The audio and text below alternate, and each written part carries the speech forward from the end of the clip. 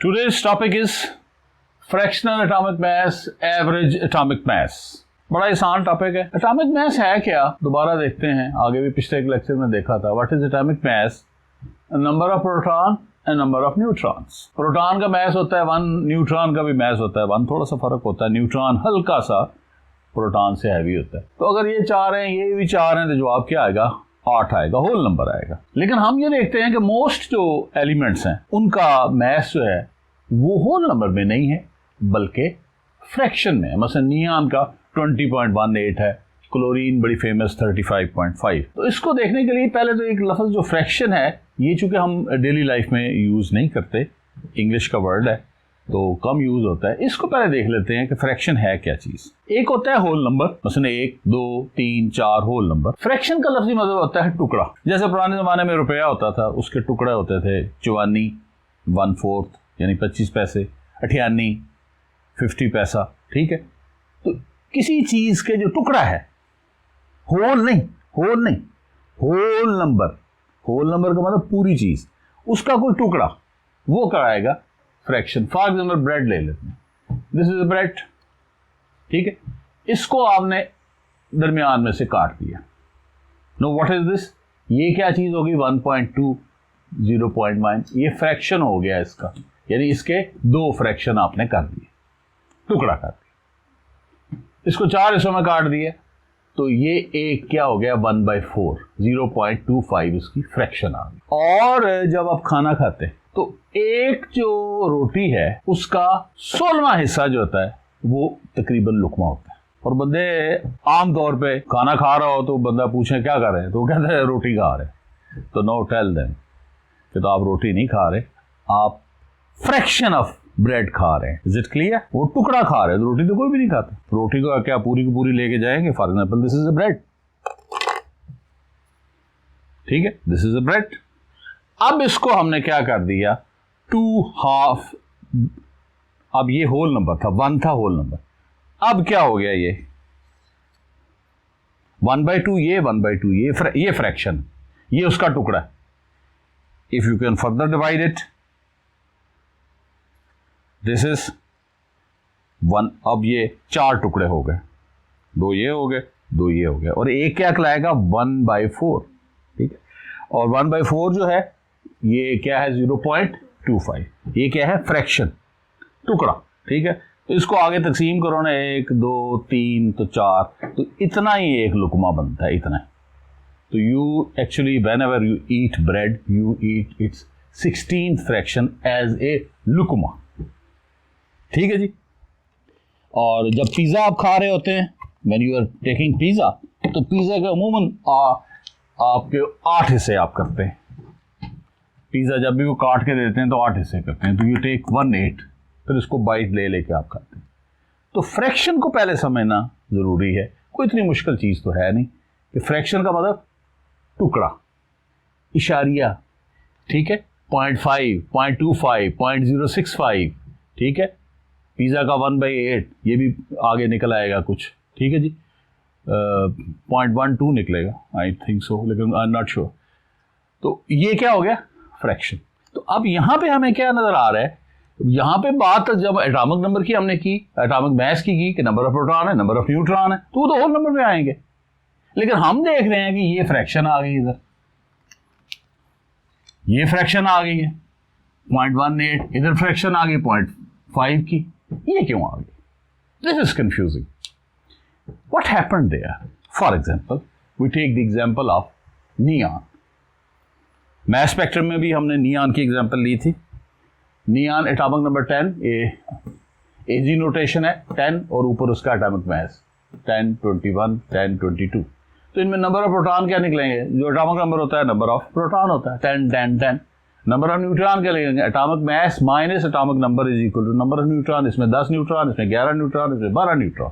और हमने कहा कि प्रोटॉन का एक वजन है, न्यूट्रॉन का एक वजन है, तो इसका मास आ गया 20, इसका मास आ गया 21, इसका मास आ गया 22। तो फिर ये कहां से आ गया 20.18? Why it is so? हुआ ये कि जो नियॉन 20 था, मास स्पेक्ट्रम मीटर में हमने देखा था कि वो 90.92% है। यानी अगर 100 मॉलिक्यूल हो नियॉन के तो 91 एटम जो है, चूंकि मॉलिक्यूल भी उसको कह सकते हैं, मोनोएटॉमिक मॉलिक्यूल है, तो 91 जो हैं वो नियॉन 20 के हैं और 0.257 यानी 100 में से एक भी नहीं, 400 में से एक जो है वो क्या है, 21 है। 0.25 जो है वो 21 है और ये नियॉन 22 जो है ये तकरीबन 9% के करीब है। 8.2 राउंड करें तो 9 आ गया, यानी 100 में ये पोजीशन। अब क्या ये मुमकिन है वो सारी नियॉन तो इकट्ठी होगी? अब किसी का मैथ 20 है, किसी का मैथ 21 है, किसी का 22 है, क्या उसको हम सेपरेट कर सकते हैं? We can not separate. तो हम उसका मैथ उसको 20 के फिर भी गलत, 21 के फिर भी गलत, 22 के फिर भी गलत। तो हम क्या करते हैं, हम उन सारों की एवरेज ले लेते हैं उनकी परसेंटेज के हिसाब से। 20 है तो ये कितना परसेंट था, 90.92। 21 कितना था, 0.26 और 22 कितना था, 8.82 और टोटल ये 100 में से थे, तो 100 में से हमने एवरेज निकाल ली तो मैथ आ गया 20.18। तो नियॉन का मैथ कितना होगा, 20.18। ये इसका एवरेज मैथ है और ये किस में है, इट इज इन फ्रैक्शन। अक्सर ये फ्रैक्शन में होते हैं, क्यों, आइसोटोप्स डिफरेंट होते हैं, फिर उनकी परसेंटेज डिफरेंट होती है तो वो फ्रैक्शन में आ जाते हैं, ठीक है। लेकिन किसी भी नियॉन के एटम का वजन जो है 20.18 नहीं है, 20 है, 21 है, 22 है। क्यों कि हमने उन नियॉन का पूरा जहां जत्था है पड़ा है नियॉन के एटम्स का, उनका एवरेज निकाल लिया, परसेंटेज निकाल के। Is it clear? चले दूसरी एग्जांपल लेते हैं। This is the example of chlorine. Chlorine के दो आइसोटोप है, 17 एटॉमिक नंबर है 35 इसका मैस है, 17 ये है 37 इसका एटॉमिक मैस है, यानी इसमें 17 प्रोटॉन है, 18 न्यूट्रॉन है। वजन कितना आएगा, 35, राउंड फिगर आएगी। ये 17 प्रोटॉन है और 20 न्यूट्रॉन है, वजन कितना आएगा, 37, होल नंबर आएगा। बट हम देखते हैं ये आ रहा है 35.5, फ्रैक्शन में कैसे आ रहा है?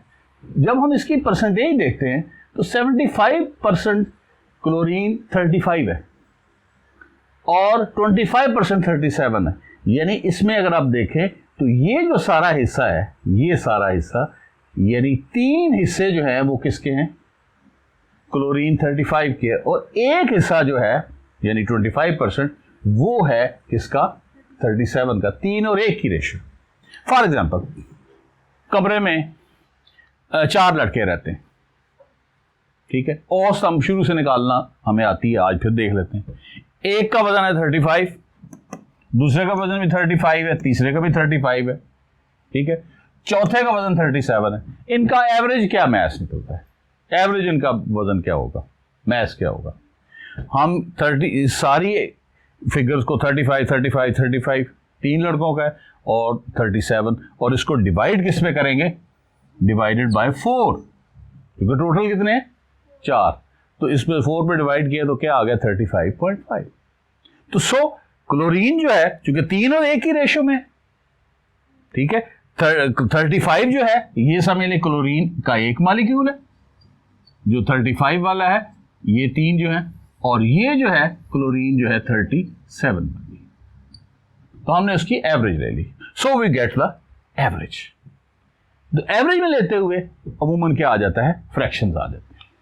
अच्छा, अब इसकी तारीफ क्या होगी, what is the average atomic mass, mass of an element obtained by isotopic masses and their natural abundance।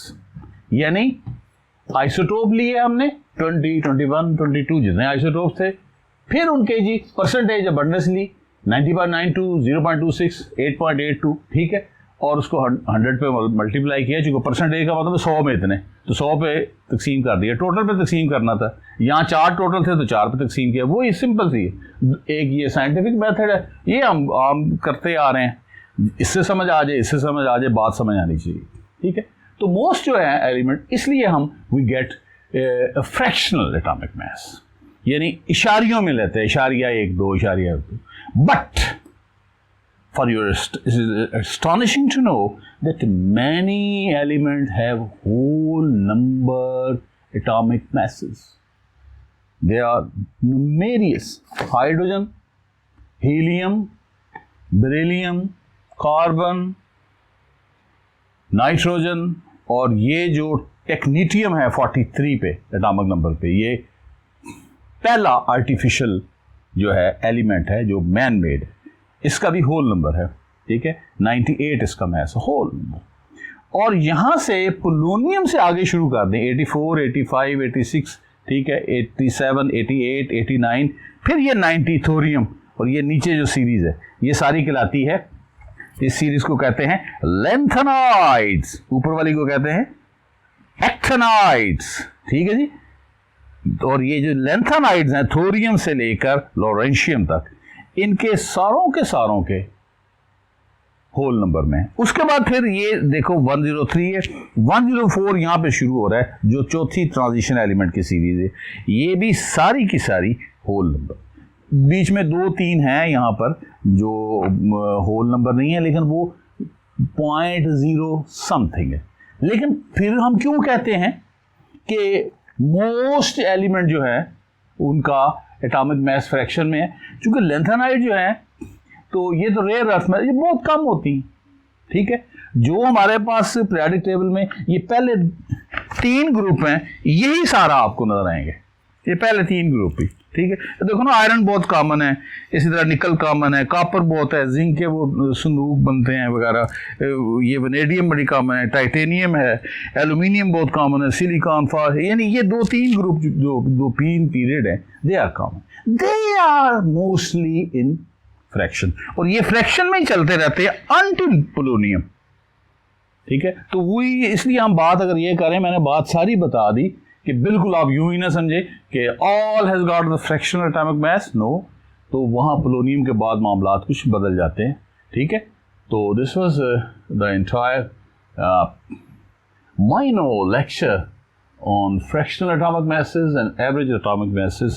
If you have any question itching in your mind, please come up. No question. Thank you for paying attention.